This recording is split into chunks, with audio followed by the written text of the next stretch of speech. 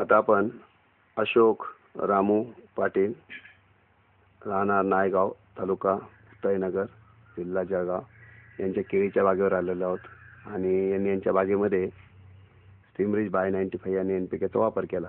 तर त्यांना काय अनुभव आले आपण थोडंसं त्यांच्याशी चर्चा करूया. नमस्कार पाटील साहेब. नमस्कार. पाटील साहेब, मला सांगा, आपण आपल्या शेतामध्ये स्टीम बाय आणि NPK चा वापर केला. तो वापर केल्यानंतर आणि करण्यापूर्वी म्हणजे तुम्हाला काय वाटतं, म्हणजे काय फरक पडला, काय काय अनुभव आहे तुमचा, जरा आम्हाला आमच्या शेतकऱ्यांना कळालं तर बरं होईल. आम्ही मागच्या वर्षी ही केळीची लागवड केली जून महिन्यामध्ये. बरं. हां. मग जून महिन्यामध्ये जुलै ऑगस्ट मध्ये आमची केळी ही पिंगट पडली होती. बरं. हां. 2-3 महिने 4-5 महिन्याची पिकं झाली त्यावेळी. बरं. मग कैलास पाटलाच्या सांगण्यावरून किंवा याच्यात 2 फवारे मारून द्या. हां. आणि संदीप पटेल होते रावेरचे. बरं. त्यांच्या सांगण्यावरून किंवा 2 फवारे मारून द्या, तुम्ही केळी हिरो ठेवून जाईल म्हणे. अच्छा. हां. चांगली. हां. मग ते फवारे मारले आणि त्याच्यानंतर थोडा फरक जाणवला नाही. बरं. पण ड्रीप मधून जेव्हा 95 ते औषध वापरलं NPK. बरं. हां. 2 वेळा सोडलं बरं. ड्रीप मधून, हां. त्यावेळी केळीची उंची वाढायला सुरुवात झाली. बरं. बरं. हां. फुलांची. हां. आणि त्यांचा निसवणीच्या वेळी वाढ्यावरती फरक झाला. हां.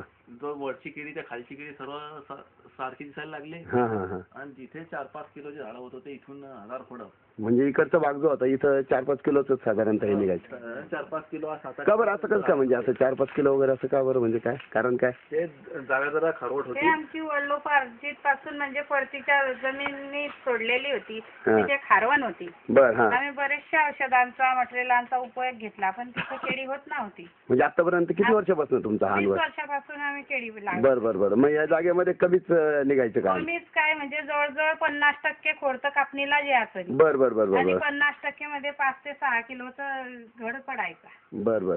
मग आता तुम्ही याचा वापर केल्यानंतर मग आता आता त्या जागेमध्ये जसं तुम्ही म्हणता तिकडच्या बाजूला प्रॉब्लेम यायचा, तर आता किती आलं माहिती तिथे? आता तसा प्रॉब्लेम नाहीये. आता 20-25 किलो पर्यंत झाड आहे. हां. आणि घडाच्या वजनाचं म्हणजे लांबी धरूनच आम्ही वजन धरतोय. हां हां हां हां.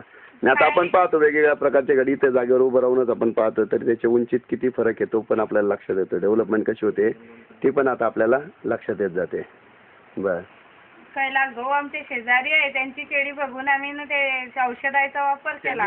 कैलास भाऊ सांगत होते, बरं बरं. हां. वेळोवेळी प्रेरणा देत होते. ते सांगत होते कैलास भाऊ की फवारणीच्या वेळी फवारणी करा, हां हां हां. ड्रीप मधून सोडायच्या वेळी सोडून द्या. हां. आम्हाला ह्या औषधाविषयी काही माहिती नव्हती, पण कैलास भाऊन कल्पना दिली आणि त्यांच्या केळीचा हेवा करून तर आम्ही आमच्या केळीमध्ये नेट सर दुसऱ्याच सांगत नाही नाही का, पण कैलास भाऊ देतो. मग आतापर्यंत तुमची सरासरी रास काय असायची, म्हणजे जास्तीत जास्त 10-15 पर्यंत यायची. 12-15 पर्यंत यायची. आता सरासरी 20 ते 25 पर्यंत येईल. 20 ते 25 पर्यंत येईल.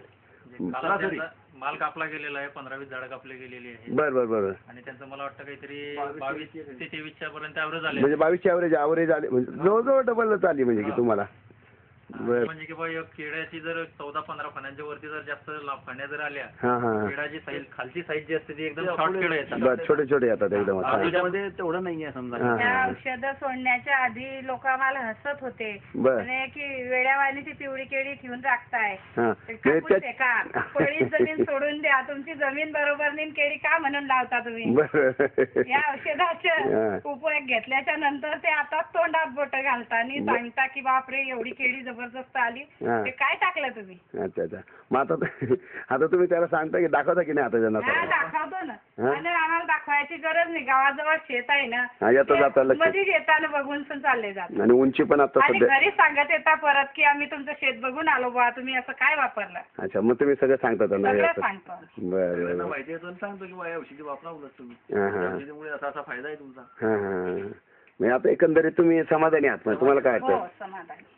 ऍक्च्युअल मध्ये कसं आहे की बा एक लांबी, घडाची लांबी वाढल्यामुळे खालची 2-2-3-3 फण्या कापून टाकाव्या लागतात शेतकऱ्यांना, कारण इथं 16 फण्यांपर्यंत आहे. बाजूचा ज्यांच्या केळीचा प्लॉट आहे त्याच्यावर 2-2 फण्या शेतकऱ्यांनी कापून टाकलेल्या आहे, कारण केळं शॉर्ट यायची ते. त्यांनी कापून टाकलेले. हां. आणि आज इथं जी नवीन निसवण झालेली आहे, आता ही आपल्या समोरच आहे, हां. याच्यावरती 16 फणे आहे. हां. या 16 फण्यांमध्ये खालची केळं जी आहे ती केळं उत्कृष्ट प्रतीची आहे, हां. लांब आहे. दुसऱ्या शेतकऱ्यांना ती कापून फेकावं लागली. बरं आणि इथं आपलं जे म्हणतो की स्टीमरीज बाय 95 मुळे आपले मालाचा आकार वाढतो, वजन वाढते, ती प्रत्यक्षात इथं आपल्याला अनुभव सगळीकडे बघायला मिळतं. हा, ते कॅमेरात दिसतच आपल्याला सगळीकडे, लगेच जाणवतं. म्हणजे सगळीकडे आपण पाहू शकतो किती जबरदस्त फरक जो आहे तो फरक आपल्याला लगेच लक्षात येतो. इथं आपण बघू शकतो आता आपल्याला. म्हणजे गावातली पण लोक तुमची सगळी बागेमध्ये येतात चक्कर मारायला सगळेजण. हा येतात आजूबाजूचे लोक ज्यांना पाहावंसं वाटलं तर. बरं. एकंदरीत म्हणजे तुम्ही आता समाधानी आहे. ठीक आहे, चालेल. ठीक, धन्यवाद साहेब. धन्यवाद.